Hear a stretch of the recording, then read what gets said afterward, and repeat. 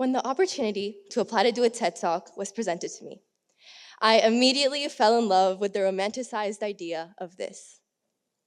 Seduced by the glamour of standing in front of important people, saying important things about important topics, wearing clothes that made me feel important, and all while simultaneously changing the world. When the time came to actually write the TED Talk, I hit an unexpected wall. The initial thrill gave way to a creeping sense of paralysis. The more I went on with the TED Talk, the more I realized I had been caught in the very cycle I sought to break free from. The more I went on with the TED Talk, the more I realized I had been swept up in the very sensationalism I intended to denounce. I had been caught in the allure of immediacy and spectacle. So, as a result, what I want to communicate to you today is a call to consciousness, that we aren't the martyrs of modernity we so often portray ourselves to be, as an excuse to lazily surrender to the unsettling change that surrounds us, and an invitation to reclaim an essential ingredient for meaningful lives and societies: nuance. So, we live in a time of unprecedented speed. Philosopher Zygmunt Bauman described this concept as liquid modernity. Our stable structures are constantly dissolving, creating a society defined by responses to change.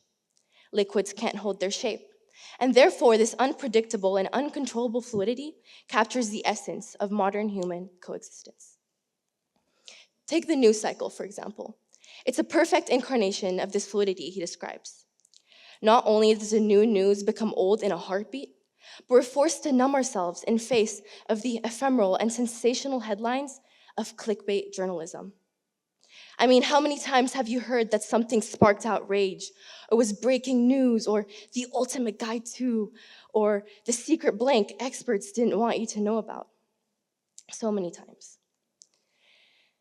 In fact, this concept of liquid modernity aligns with countless other studies led by philosophers, psychologists, and sociologists, who all identify the late 20th and early 21st centuries as periods of moral and ideological decline, meaning widespread doubt, relativism, a disappearance of morality and ideals, and as a result, a prioritization of profit and consumerism. Acceleration has become the defining feature of our lives. We're at a point in history, research shows, where we have more free time than ever before due to the new tasks technologies has taken up. It doesn't quite feel like it, does it, though? This is because modern culture has paradoxically fostered a time famine, resulting in feelings of rushing, devoid of real resolution. It's turned every free moment into a mandate to do more. Philosopher Jérôme Lebre suggests that set speed provided by these new technologies doesn't free us, but on the contrary, it immobilizes us. While sitting on a high-speed train or stuck at our desks handling emails, our mental state remains static. The speed freezes us and nullifies our capacity for movement. The faster we go, the more disconnected we feel.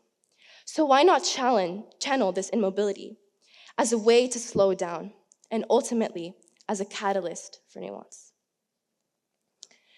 This relentless speed erodes nuance, as moderate positions have become impossible to embody due to our growing intellectual softness, prone to sensationalism and extremes. Social media is the #1 culprit for this erosion. Research shows that social media has rewired our brains, shortening our attention spans, leaving us unable to engage in long-term form, creating high rates of dopamine addictions, mental health issues, and more. It's an exaggeration machine that fuels extreme and sensational content because it generates the most engagement and therefore the most profit.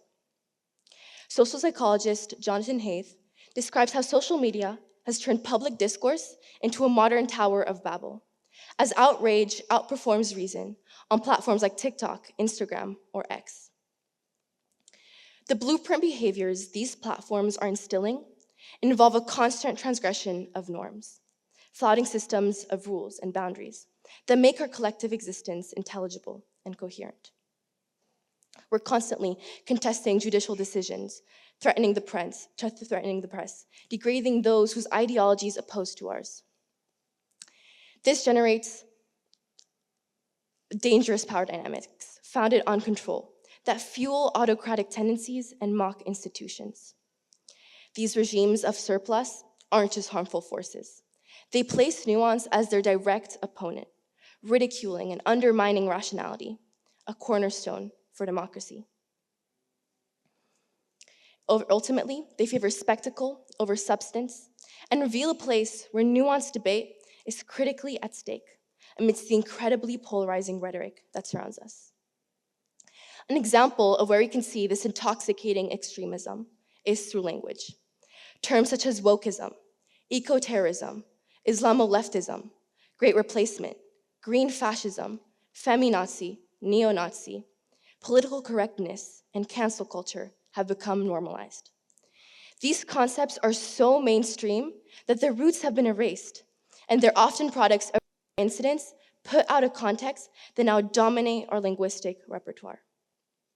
By using these, conversations become battlegrounds with no middle ground. People form opinions based on viral tweets, memes, or TikToks, rather than nuanced debate. The consequences are dire. Without nuance, we lose empathy, seeing each other as allies or enemies rather than individuals. Secondly, we revert to primal instincts like violence. If we can't understand the complexities of others' values and viewpoints, it's easy to dismiss or attack them. And lastly, democracy itself becomes fragile. And we're seeing this play out on a massive scale with the rise of many polarized countries, extremist cults, organizations, and institutions. So, how do we fight back against this erosion of nuance? The answer lies in slowing down and consciously stepping off the treadmill of modernity. A year ago, I decided to delete all my social media for a few months. Initially, I felt disconnected, out of sync, and overtaken by major instances of FOMO. But over time, I started to experience clarity and focus like never before, free from the constant noise and urgency of notifications. I started thinking for myself again. In addition, through my school's poetry club, I've learned the importance of nuance.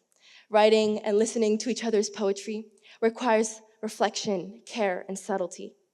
I've learned that meaning isn't found in the loudest statement, but rather in the careful arrangement of words and in the will to truly listen and understand others. M. Scott Peck said, "True listening requires a setting aside of oneself." I believe this captures a core element of reclaiming nuance. We need to listen with the intent to understand and not the intent to reply. Our generation is a unique posture to redesign democracy for the digital age. We have the tools, insight, outreach, and creativity to reshape how we engage with tech and politics. We don't need to be pushed because we experience the repercussions of the system on a daily. We just need to find a way out.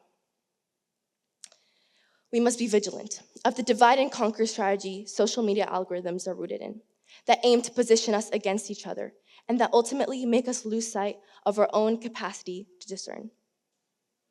A collective mindset shift is needed so that we can reconstruct platforms to promote thoughtful discourse rather than sensationalism, with algorithms that don't always tell us exactly what we want to hear. Digital literacy must become a core subject taught in schools, teaching students how to identify misinformation, understand algorithmic bias and data collection, and engage critically with the digital media. We have the power, as the youth, to reclaim the future by reclaiming nuance. An example of this is a Stanford research team showed how incorporating democratic values into social media algorithms actually reduced partisan animosity. In addition, the UK government plans to instill a program in their curriculum to teach students as young as 5 to identify extremist content found online. Nuance is synonymous with coherent discourse, built through an evaluation and assessment of options. a removal of excess, a dependency on real arguments, and a respectful acknowledgement of others' values. This allows for discernment and the installation of degrees, as well as for conscious leadership of empathy and positivity.